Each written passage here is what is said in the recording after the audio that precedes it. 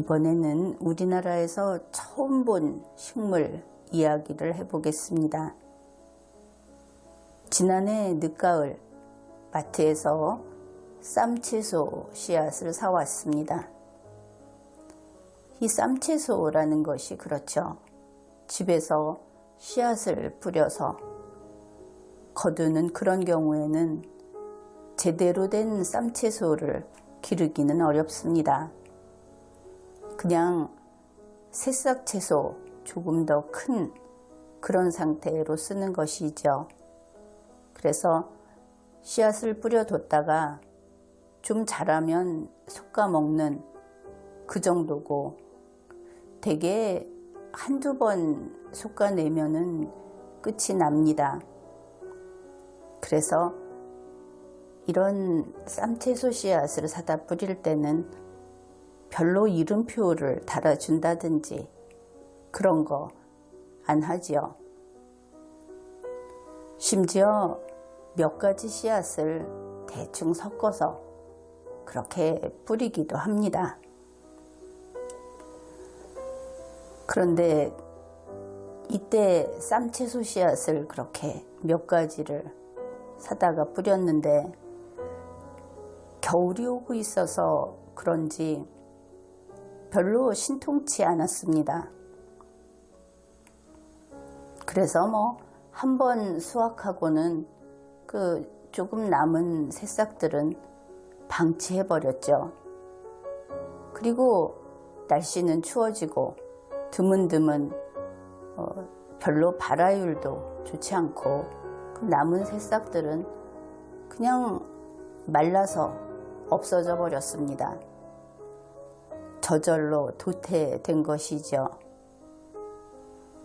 그렇게 내버려 뒀는데 며칠 지났나 이렇게 보니까 아니 그래도 몇 포기가 꿋꿋하게 계속 자라고 있었습니다.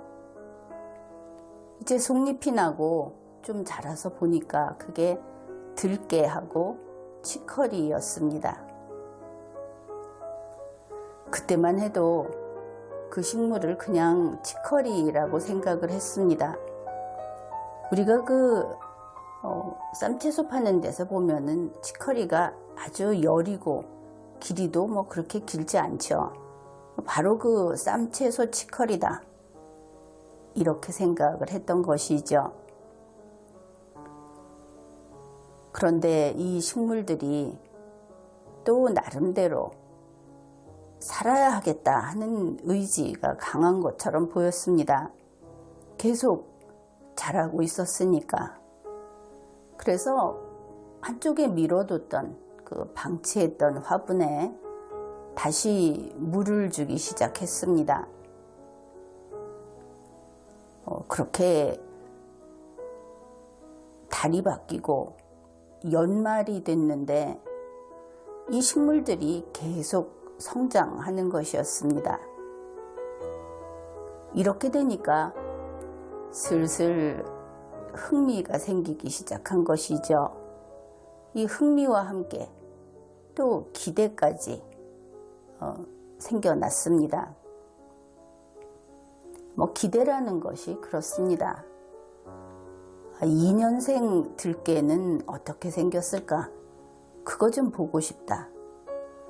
또 이렇게 자란 들깨는 언제 꽃이 필까? 이제 이런 식의 기대가 된 것이죠. 그러면 치커리는 어땠나? 치커리는 무시했다고 해야 하겠죠. 관심 밖이었습니다. 치커리가 대단한 것도 아니고 그렇지 않습니까? 그랬는데 날이 갈수록 오히려 치커리의 밑둥이 굵어지고 이쪽이 성장이 빠르다, 그것을 알 수 있었습니다. 그러니까 자라는 속도가 눈에 띄게 차이가 났던 것이죠. 보온을 해주었느냐, 그런 거 없었습니다. 그 겨울에 그냥 베란다 화분에서 자란 것이죠. 그렇게 해가 바뀌고 또 이제 2월이 됐는데 그 굵은 줄기, 제법 굵어졌습니다.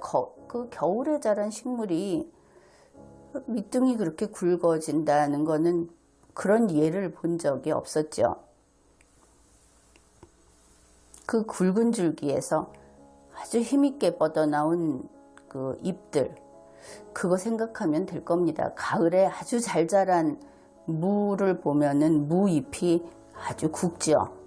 이게 그 초화 종류이면서도 마치 나뭇가지처럼 그렇게 든든하지 않습니까? 이런 줄기가 뻗어 나왔습니다. 그래갖고 화분을 꽉 채울 정도로, 이게 겨울에 자랐는데 그랬던 것이죠. 처음부터 같은 화분에 있었던 들깨는 이제 겨울을 이기지 못하고 뭐 몇은 실패하고 결국 한 포기만 남아 있었습니다.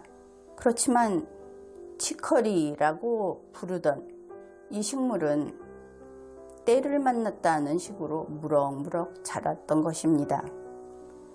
그런데 이제 이 무렵부터 슬슬 정체를 드러내기 시작했습니다. 그 잎 가장자리가 치커리처럼 꼬불꼬불해서 그 잎 옆면이, 그래서 치커리라고 생각을 했는데 이제는 너무 커진 겁니다. 진짜로 그 아주 큰 무잎, 뭐 그보다 커졌다 이렇게 된 것이죠. 그리고 보니 우리나라 쌈채소에는 이런 풀이 없다 하는 생각을 했습니다. 원래 쌈채소 씨앗을 사다 뿌렸는데 이런 식물이 자라날 줄은 몰랐던 것이죠. 뭐 이제는 이거 치커리 아니다 하는 것이 분명해졌습니다. 일이 이렇게 되고 보니까 이제는 자신의 기억력까지도 의심을 하게 됐습니다. 사실 치커리 씨앗을 샀던 것인지 케일 씨앗을 샀던 것인지 뭐 몇 가지 섞어 사기는 했는데 그 기억까지 명확하지 않게 돼버린 것이죠. 이러면 어떻게 해야 하겠습니까? 알아내야죠. 그래서 탐구 활동을 개시했습니다. 뭐 그렇다고 해서 하루 종일 이걸 붙잡고 찾아보고 그랬다는 것은 아니고, 생각난 김에 한번 이렇게 시도를 해보고, 또 그것이 신통치 않으면은 또 나중에 다시 생각이 났을 때 또 다른 방법으로 시도를 해보고, 그런 일들을 했습니다. 먼저 구글에서 치커리를 검색했습니다. 가장 그래도 의지할 수 있는 것, 이것만큼은 여기에서 시작해야 하지 않을까 하고 치커리로 시작을 했는데, 치커리는 이렇게 대형 식물이 아예 없었습니다. 그러면 그것이 치커리인지 아닌지 구분할 수 있는 가장 중요한 뚜렷한 특징이 무엇인가, 뭐 식물도감 그림까지 찾아봤는데, 그랬더니 그 치커리는 뿌리가 고들빼기라고 있죠.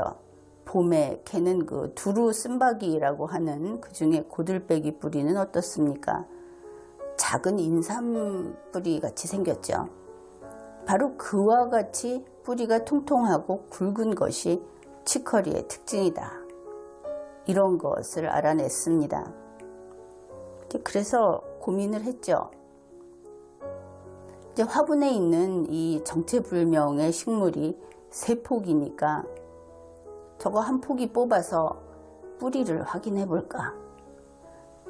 그런 생각이 자꾸 났는데, 그렇지만 이제 3월이 되고 화분 밖으로 나갈 정도로 크게 자랐는데 그건 좀 가엾다.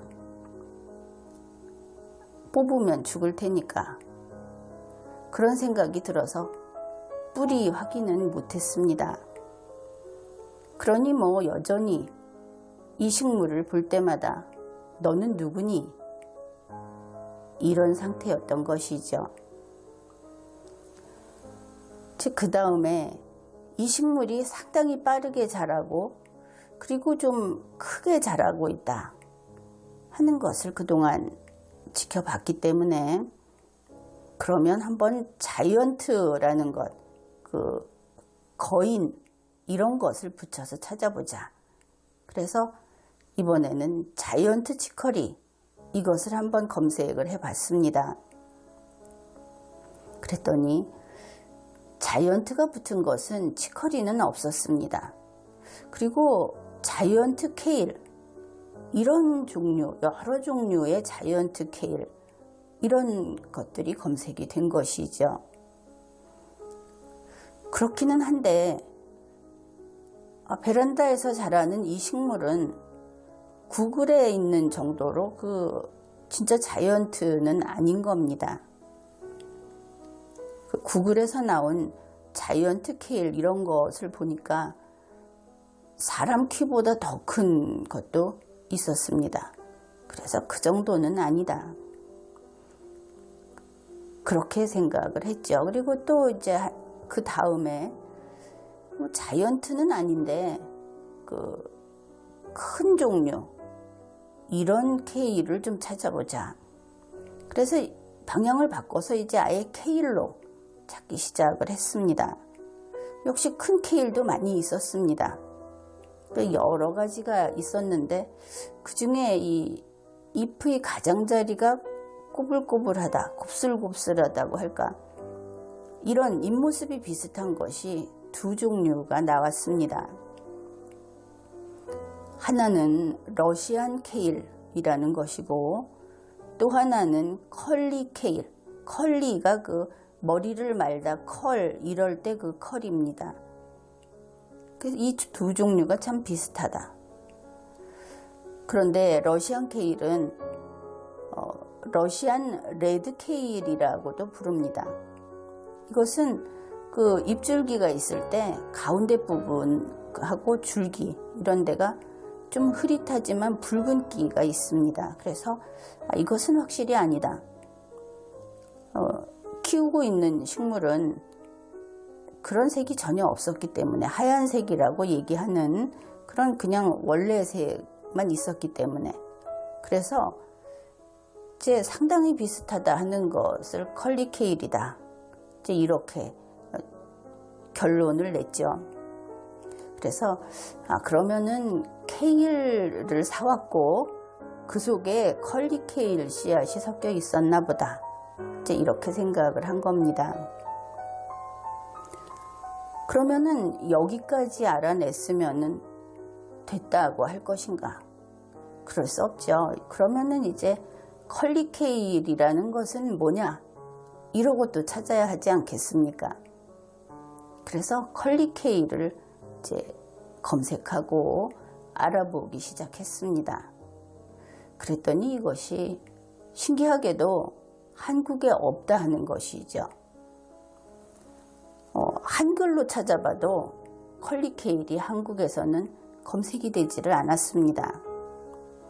단지 외국에 사는 한국 사람들이 간식 만들 때 이렇게 소개를 할 때 컬리 케일을 쓴다, 이런 자료들이 있고, 또 외국인들 중에서 이제 유튜브에서 내내 같은 간식 만드는 영상에 컬리 케일이 나왔습니다.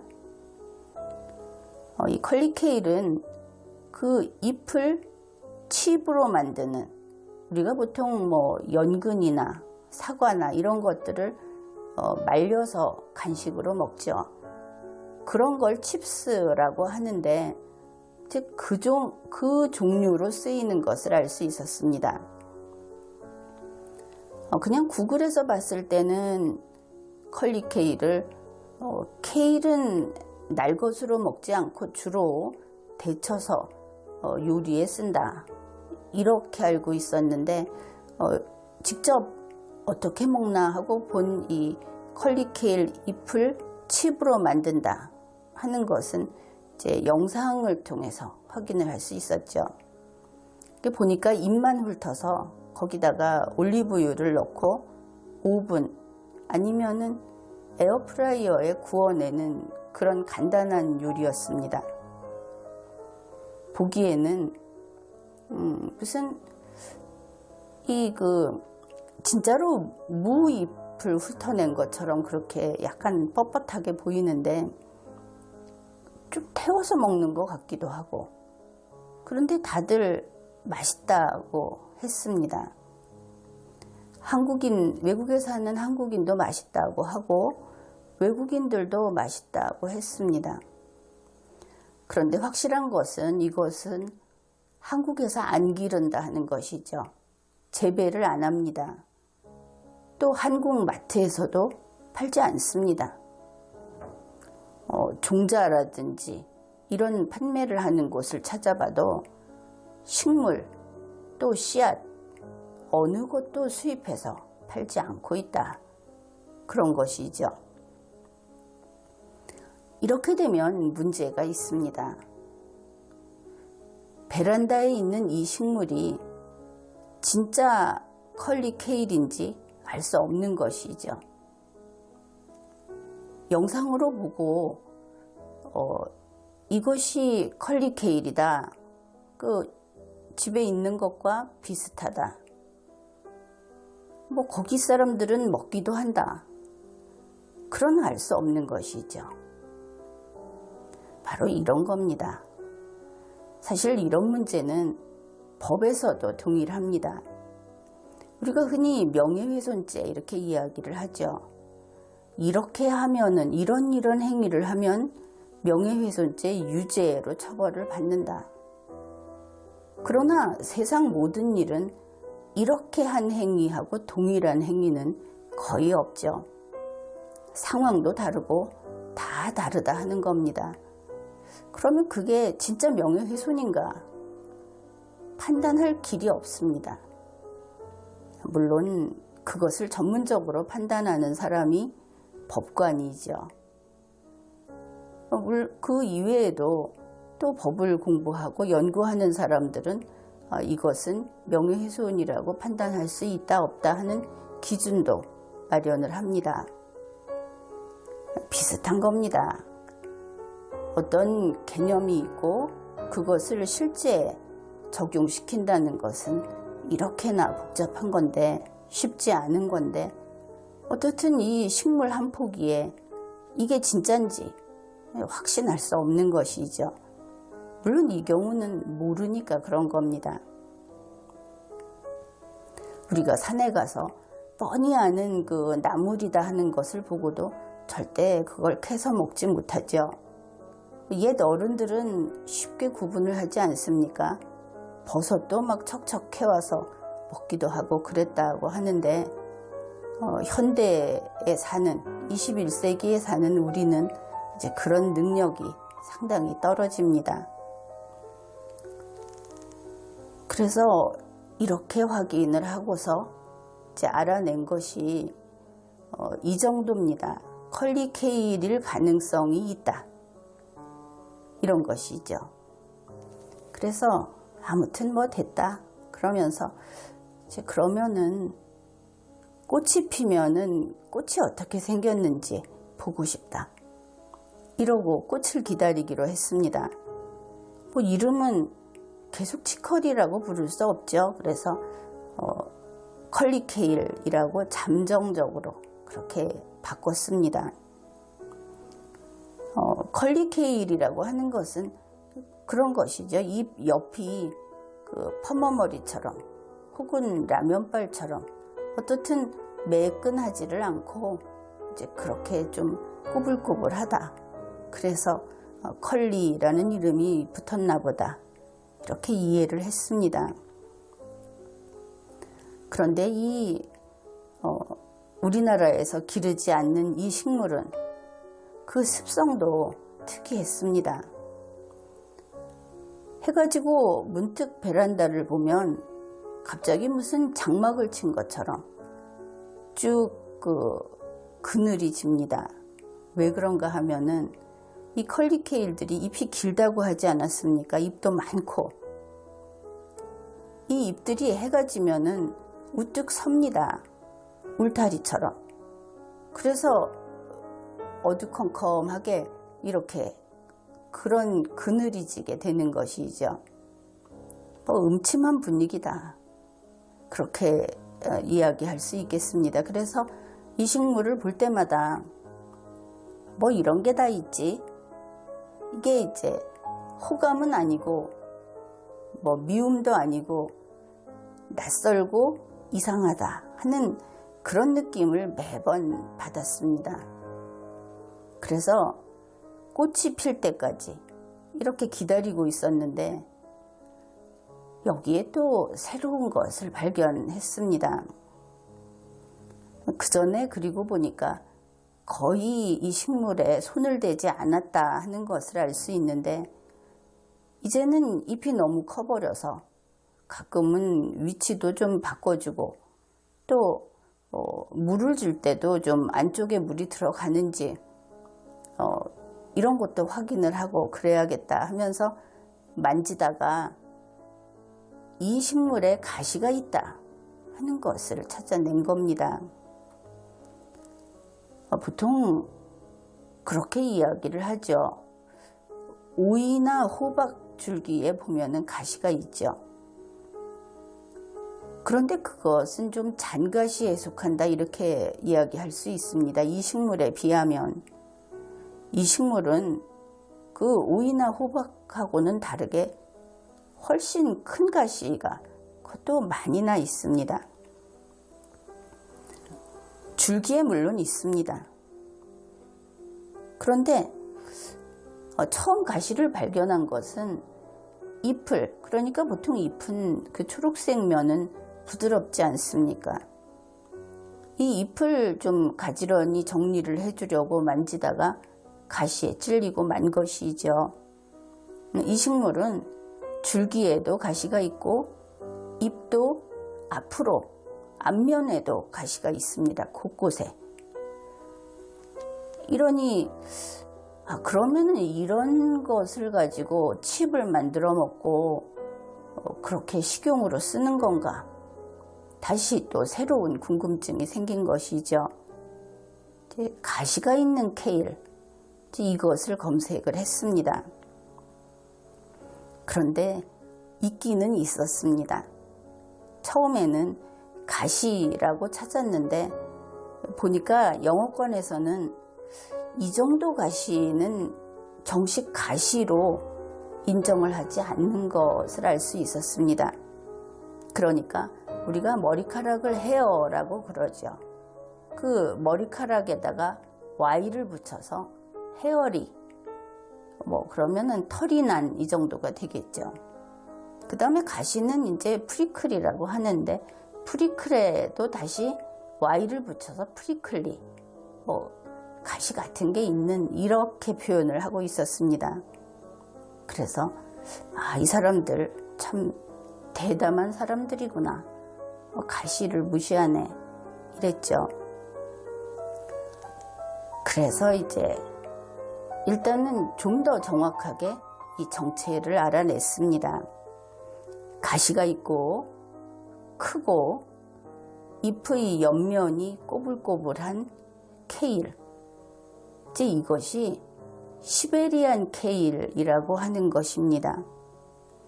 구글에서도 이렇게 설명을 하고 있습니다. 시베리아는 물론 러시아에 있습니다. 그렇지만 시베리안 케일은 러시안 케일과 다른 겁니다. 이렇게 설명을 하고 있습니다. 자료를 좀 더 찾아보니까 이 러시안 케일하고 시베리안 케일 이 두 종류가 미국에서 팔고 있는 러시안 케일, 러시아의 그 케일 중에는 가장 많이 팔리고 있는 품종이다. 이런 설명도 있었습니다. 결국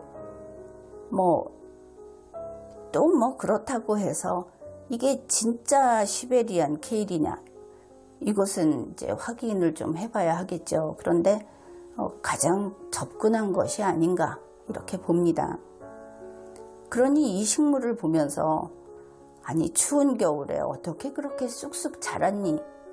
진짜로 우리나라의 다른 식물들이 여름에 자라듯이 그렇게 빠르게 성장을 했습니다. 그래서 좀 놀라워했는데 이제 보니까 시베리아에서 왔던 것이죠. 그런데 최근까지도 잎줄기가 자꾸 새로 돋아나고 그러니 뭐 그 포기는 더 커지고 그런데 꽃이 필 기미가 보이지를 않은 겁니다. 그래서 이제 가시도 많겠다. 뭐 출신도 시베리아라고 하겠다. 꽃도 안 피고 해서 이거는 이 땅의 주인에 대한 충성심이 부족한 거다. 이 못된 꼬뮤니스트 이제 이렇게 평가를 해버렸습니다. 그래서 4.15 총선 사전투표일을 기해서 이 시베리아에서 온 침입자를 제거해 버렸습니다. 정체를 몰라서 길렀던 것이니까. 그래서 뿌리 한 올도 남기지 않고 뽑아내서 매달아 버렸습니다.